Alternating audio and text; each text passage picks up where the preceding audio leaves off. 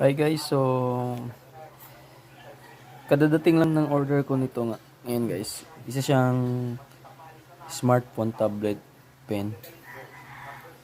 Universal siya.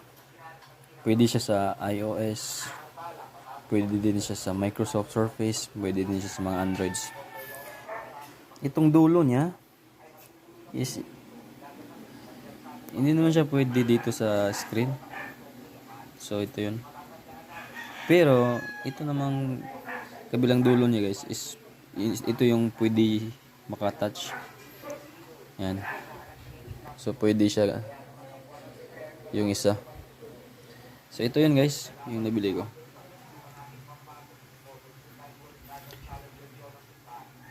Two in one daw siya eh.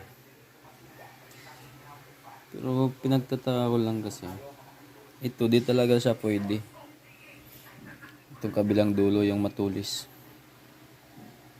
Iwan ko kung bakit hindi pwede. Pero sa itong matulis kasi guys is matigas siya eh.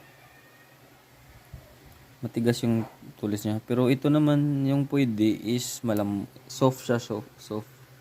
Bali malambot siya. Ito. Kaya pwede siya sa touchscreen. Yan. So, yun lang guys. So, hindi siya 2-in-1 pala sa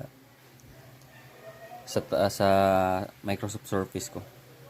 Bali yung magagamit lang is yung kabilang dulo na meron siyang soft